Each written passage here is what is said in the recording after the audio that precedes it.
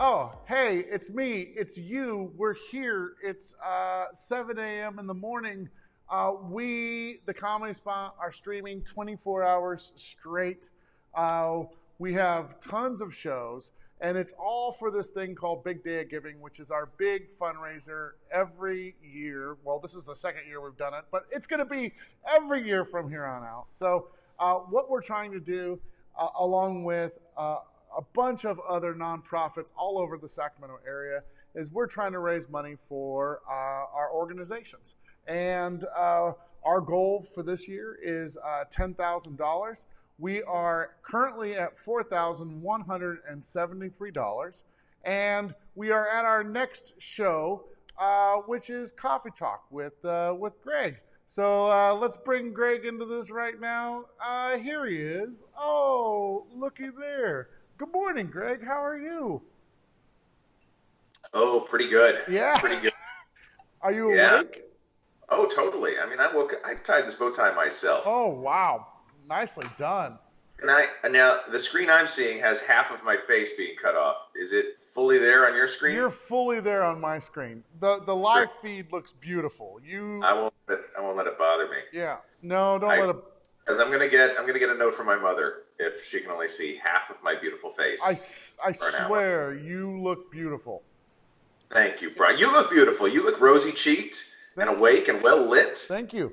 And your hair and beard appear well trimmed during quarantine. Thank you, sir. You must have some good clipping devices at home. Well, I'm going to tell you this, Greg. I have a great staff. The lighting guy, Brian, he did a great job.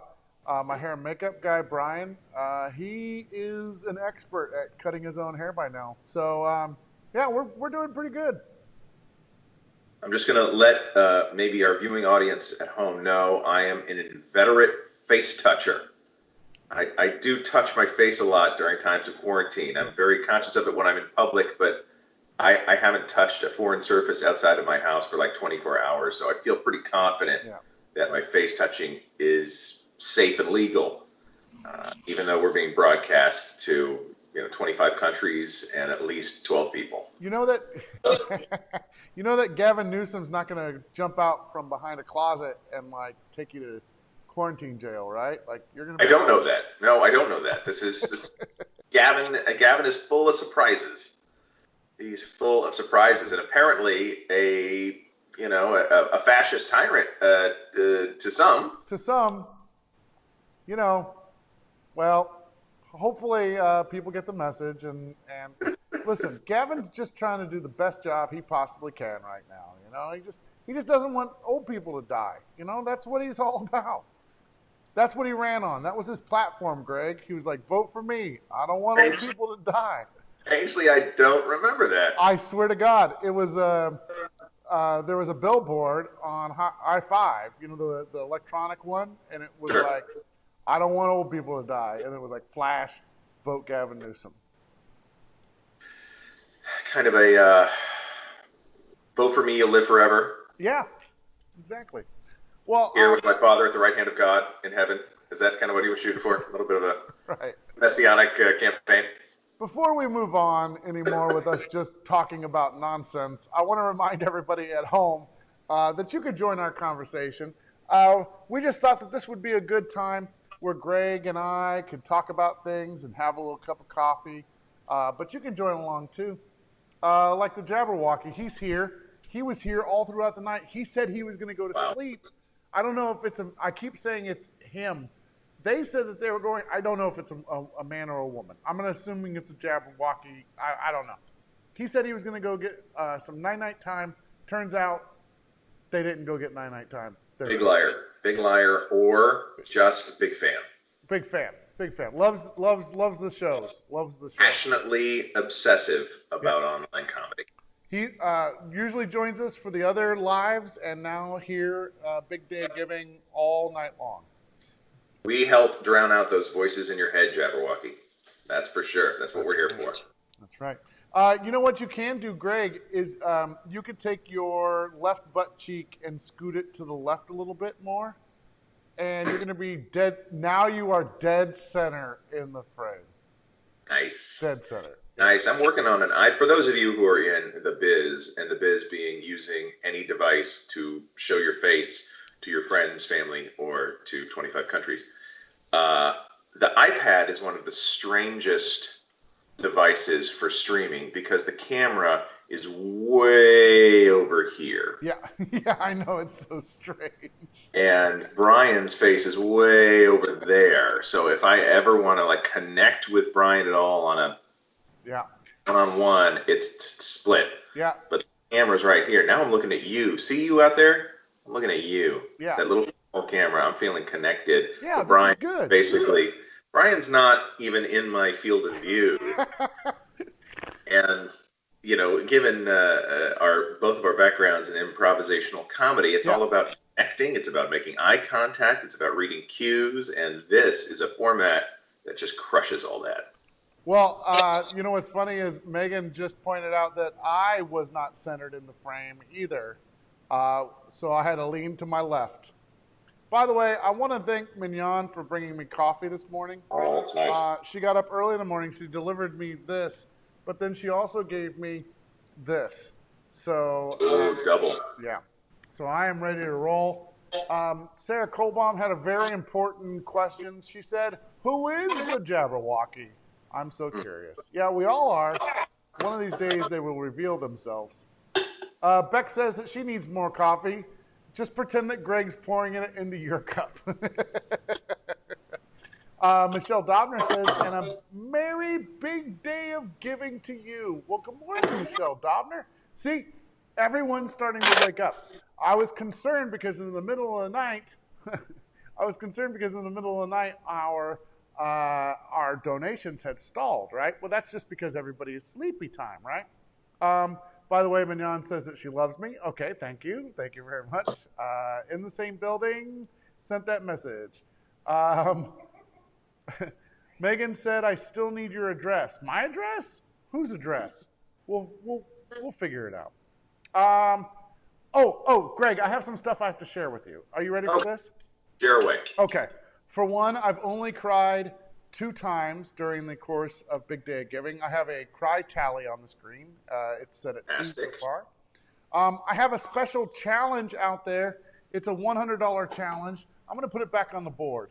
Hold on. Watch me do this. I can do this. I just need to find the right thing. It's around here someplace. There it is. There we go. All right. We're going to add a $100 challenge to the board. Okay. What this is, Greg, is if people donate $100 or more, we're going to put their name on the marquee out in front of the comedy spot. We'll take a picture of it and share it with them. So there we go. Look at that right there. Perfect. See? $100 challenge. Great. Yeah. Good stuff. Good stuff. Good stuff. And if I maybe personally, yeah, during this special hour, for every $100 that you donate, I will match it with $101. What? Yep. Wow. Yeah. So I will pitch in an additional $100 and then an extra dollar for processing. Wow. Wow. Greg, you're a baller this morning. Just going for it. You know what? What? Other than going to the grocery store, what are we spending our money on right now, right? Exactly, Greg. Has this been the least amount of money you have spent on beer in your entire life? Yeah, probably, because it's all home beer, right? You can buy quite a lot of beer for, let's say, $50. Right. At home, if you're out and about, that's only going to get you, maybe 6-7 beers with tips. Right. By the time you're out with a friend, that's only like 3 rounds. Right. That's an evening. Right. You can spend that in an evening. Right. If you're home, if you're drinking $50 worth of beer at home, yeah, you're good. Your bladder is going for a walk, man. That's some exercise. I totally agree. Yeah. Now let's see. I'll point something out here. Oh, go ahead. Yeah. No, you, sir. Go ahead. You do your thing. Just in case there are any comments, see this over my left shoulder there. Yeah.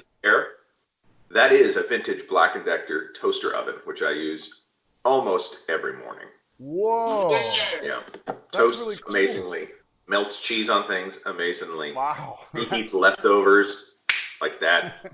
That's amazing. Yeah. Mignon's leaving. She dropped off my coffee. She is now going back home. Oh, she's staying. She's saying hello, and now she's leaving. All right, bye. See you later. Are you taking the boy? Okay, all right. Everything's straight here at the Comedy Spot. We're good. Let's see. I'm going to check in with comments just to see what's going on. Sure. Let's see. The heck is Brian say is what? The heck Brian say it back. The heck Brian say it back. I don't know. I'm trying. Let's see. People are having conversations back and forth about their addresses. Always important. Let's see. Garrett is saying things about 20. No one. Toaster oven. That's all we needed, right, Greg? We just needed recognition of toaster oven. All right. So what are we supposed to be talking about in this whole thing? I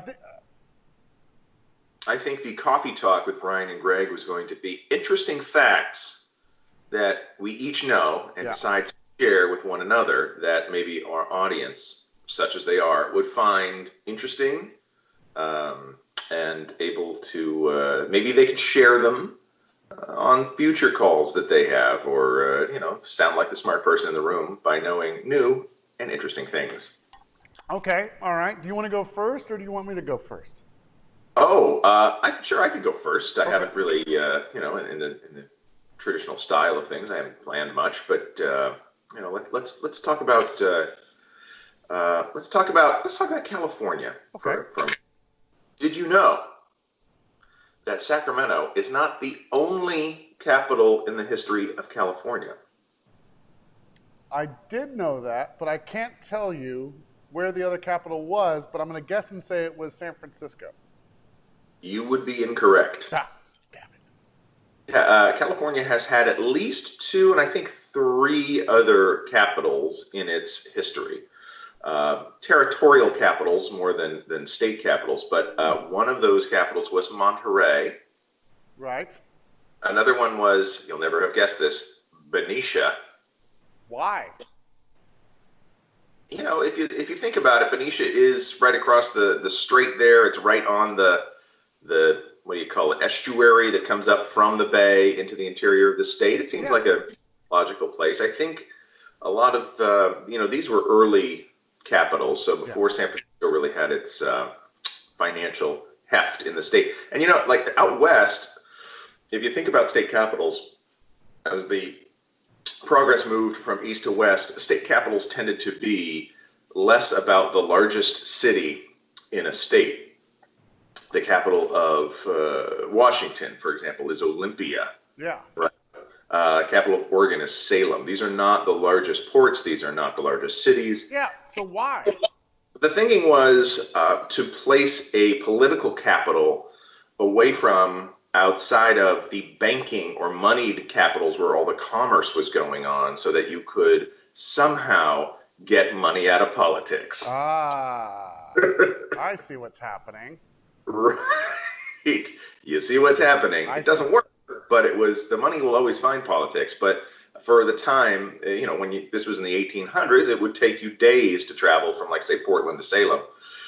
They thought, okay, the big money's in Portland. We'll be here unaffected by all this influence. Right. Here in Sacramento. Although Sacramento was a pretty darn big town at the time it was made the capital, and it was a good port.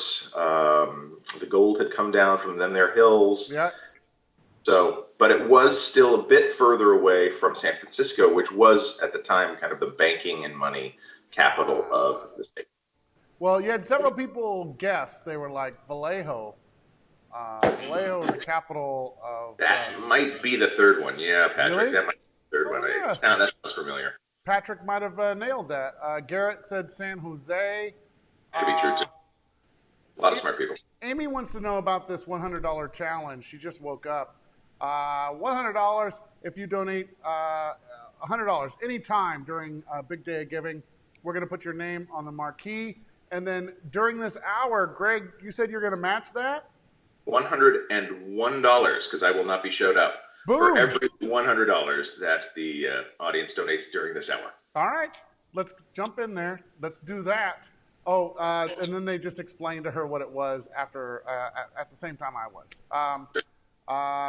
Allison was. I was enticed by Greg's offer and just donated $100 from Allison Baker. Thank you, Allison.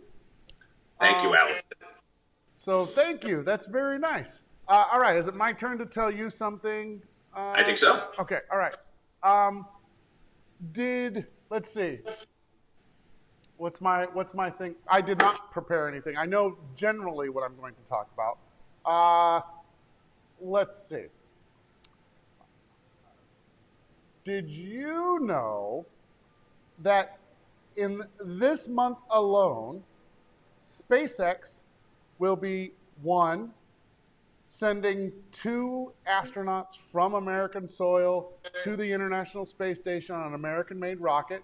2 will be launching 60 satellites to help make up a network so that they can create space internet, essentially. That's what I'm calling it. That's not the technical term. And in the same month, they also tested an SN4, which is serial number 4 version of their Starship. They just did a static fire of their engine on the pad yesterday. Wow. That sounds like a busy month. That's a busy month. There's no COVID. There's no COVID in Boca Chica, Texas, Greg. At what point does the Skynet become sentient? That's what I'm worried about. Oh, yeah. Yeah, I think Elon's going to make that happen no matter what. So. Yeah. Elon just had a baby. Did you see that? I saw, and they named it some crazy shit, right? Yeah, it's like X12 Red 47. Oh, we sound like so. Wait, they named the kid an Audible and old out of touch people that aren't on Twitter. Okay, explain to me. They're launching 60 satellites. How do you have any idea how big these satellites are? Are these like Sputnik sized, or are they like softball sized? They're small satellites. I'm not quite sure of the size, but they're like CubeSats, so they're a lot smaller than a normal satellite. So they're going to establish this network all around the world. They've already, get this, Greg, this will blow your mind. They've already launched 420 of those satellites into orbit. This next 60 makes it 480 satellites total, and I think it's going to top out around 1,200. There might even be more than 1,200, but it'll be a network where you can get internet service anywhere in the world simply by having a dish that will pull the internet signal out and straight to your computer. At what point is there too much junk orbiting the planet so that there's a safety concern, or that you couldn't actually launch out into orbit because of too much junk up there? Yeah, it's got to be. I mean, like that right there seems like a lot of satellites, right? Like, but you know what? The space is a big place, so I think we're okay right now. One of the problems they had with these satellites for the internet was that they were too bright. And so when observers were looking at stars and things, these satellites were getting in the way. And so with each launch, because they're doing 60 satellites every single month. Wow. Yeah, with each launch, they're trying to make them less reflective. And so they won't mess up astronomers during research and stuff like that. Pretty great. Also, I have some important news. Okay. Amy Nelson just donated $100. Oh, come on. Yeah, she just did. Too nice. Allison and then Amy. So you're paying up, my man. Yes, so. And I'm going to be climbing the ladder 25 times putting names on marquees. I have the biggest calves after Big Day of Giving. Wait, is this the kid's name? Elon Musk's kid's name? Red, that's an XK Red 27 technique. What is what is that from, Marco? Is that from Fletch, or it's I hear that being said in Chevy Chase's voice. Yeah, I don't know what show that's from. Yeah, or Spies Like Us, maybe. Oh yeah, maybe Spies Like Us. Yeah. Amy says, "Are we going to eventually imprison ourselves in satellite junk?" Yeah, I mean, it's a real issue. You know, like people are trying to figure out ways to capture space junk and then like deorbit it and let it burn up and stuff like that. So gotta be careful. Gotta be careful. Don't want to run into space junk. It's not good. Well, if I could share Yeah. did you know? This is a did you know that is likely true, but also a conspiracy theory involving space travel. You ready for this? I'm ready. Has nothing to do with the moon landing or anything like that. There is a conspiracy theory, more a supposition based on really good evidence, that, Brian, you know, who was the first man in space? Gagarin? Yep, Yuri Gagarin. Yep. All right. And he was from the Soviet Union. This Yep. was 1961, maybe, I think, or 1960, 59, something like that. I don't know. The theory goes this: the way the Soviets did their space program, it's more than likely that they fired people up into space before Gagarin. He's just the first one that came back. Yeah, I have heard that same thing, and I fully well believe it. Also, to yes and you, Greg, because that's what you do in improv, is that early capsule that took him up into space. See, I always thought they shot him up into space, and then they came back in the capsule, and the capsule landed, and they got him out. Not the case. Shot him up into space, came back through the atmosphere, but once they were past the point where they could burn up, the cosmonaut had to like parachute out of the capsule separately from the capsule, and then they would pick him up on the ground. That's a true story. I did not know that. That was just a recent thing. Is there also the true story? Is this true or is this fable that Soviet cosmonauts were sent up in the capsules with shotguns, not to take care of anything in space, but in case they're on return, their capsule drifted and they landed in Siberia to fight off polar bears? Is that a thing? I've heard this. I don't know, but I really like that. I'm going to say yes. I don't have, It sounds good. It sounds too good not to be true, right? totally unverified, but I'm totally down if it happened. I'm all right with it. Yeah, because the U.S. would structure their capsules to return in the ocean usually, right? That's the way they've got it. Right. And pick them up with a boat. I think the Soviets, have just so much empty land that they would just try to divert it into a remote area of Siberia where they have tracking stations and such and could go and pick people up quickly. And they also were paranoid about any of the technology falling into anybody else's hands, so they weren't comfortable with just dropping people out to sea. And also, probably the astronauts defecting as they got picked up by an American cutter. They're like, we might get away. Yeah. They actually still, even with the Soyuz rockets they use today, they still land back on the Earth, or on ground, not out in the ocean. So that's some shit. That's some Yeah. shit. Let me just check comments here and everything. Let's see. Space Bears. That's what Beck said. Amy said, I thought maybe the shotguns would be for aliens in space or Siberia. Lovely part of the country, by the way. Yeah, all right. Good. Yes. Brian, what got you interested in space stuff? I don't know. I think it was, the first thing I remember really getting into was the space shuttle. I used to love watching the space shuttle. And I was really sad when Challenger crashed. That was terrible. If you were alive during that time, it was tragic, So ever since then, I've just been really into space stuff. You got another thing for me, Greg? Oh, okay. Let me think about this. See if there's anything I happen to know that would be at all interesting. Let me think about this. Here's the thing. Yeah. So, when you think of Italian food, what do you think of? Pasta. Pasta, yeah. Yeah. What else? Sauces. Sure, what kind of sauces? Marinara. Uh, I don't know. Furry. I don't know. I'm not good with food. All right, fair enough. Okay. Not the gourmet, Brian. Fair enough. Uh, but Italian food.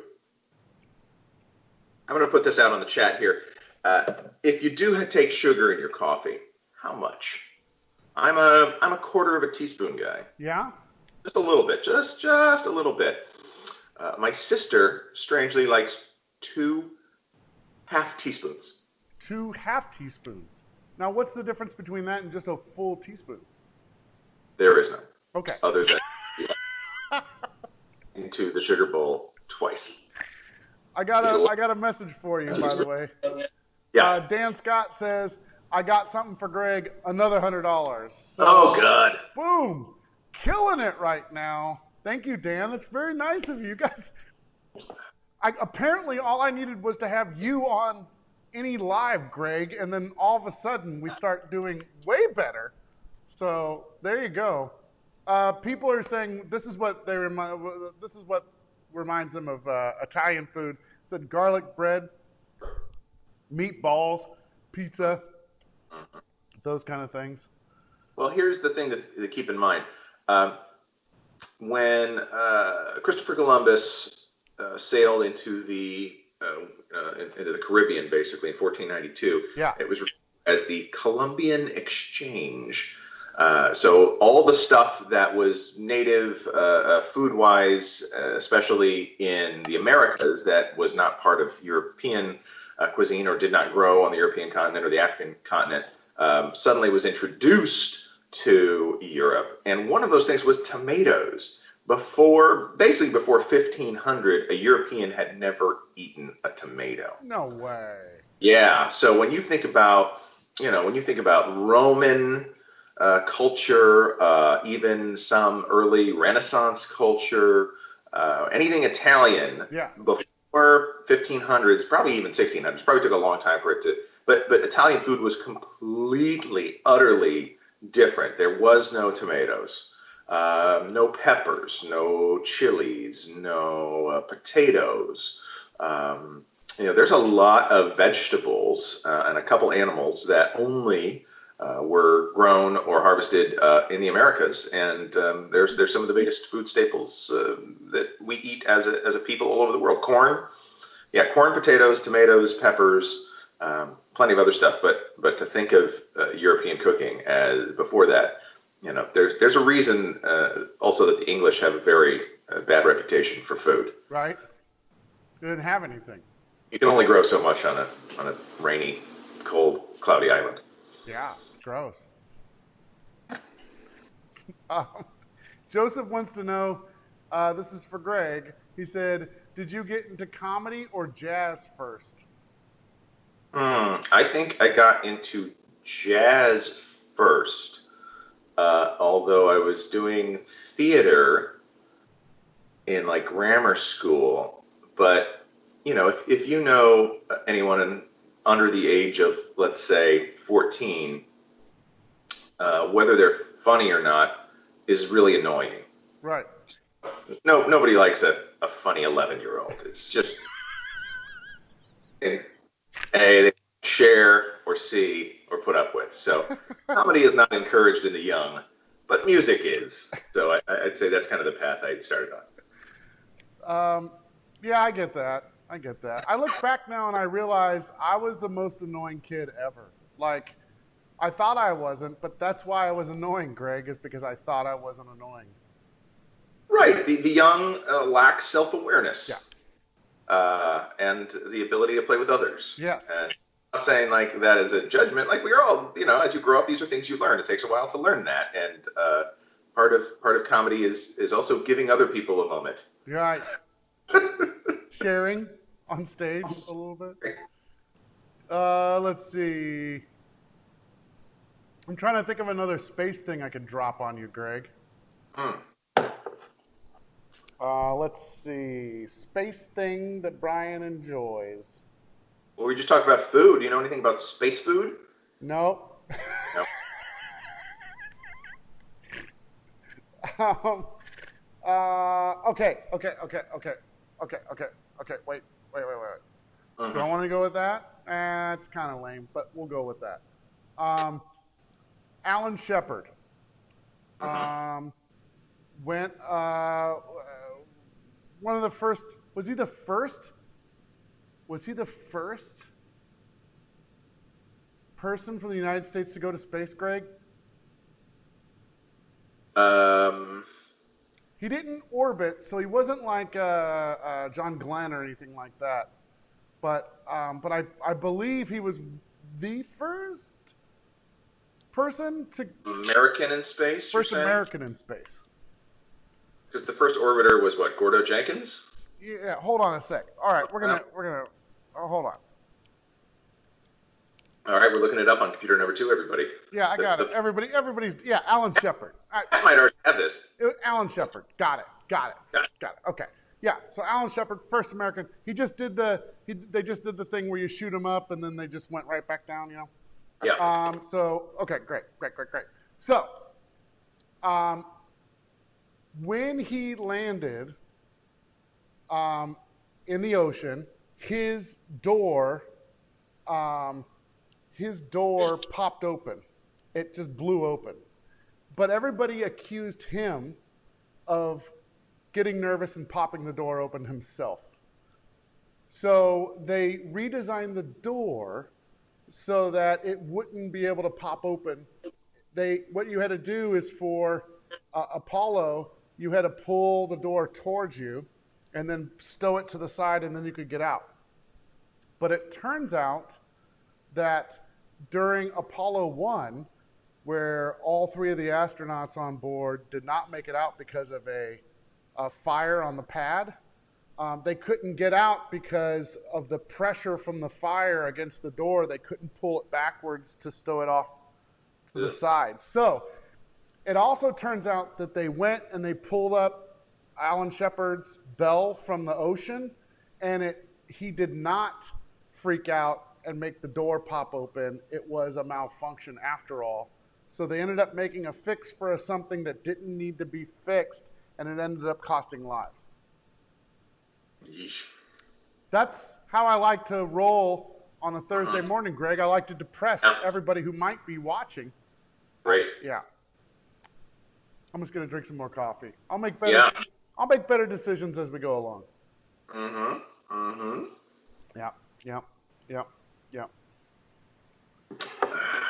Kevin was like, "Yep, Alan Shepard went up and back down." That's Great. correct. Good info. Good info, Kevin. Thanks. Lacey said, "Comedy."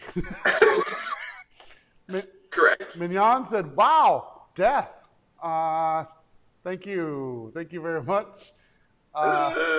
You know, I don't want this morning to go like nice and smooth. I want to depress people a little bit as we move through the morning. All right, here's a fact about Bill Cosby. Let's. Yeah, no.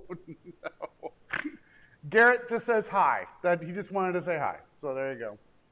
Okay, do you have an uplifting fact for me, Greg? This is probably the last one, and then we're gonna have to wind this up. Uplifting facts. Uplifting facts. Sarah says, "I'm so glad I tuned in for this cheery conversation." I get it, Sarah. As soon as it came out of my mouth, I felt guilty. Sarah Agamahamani said, "Go back to food facts."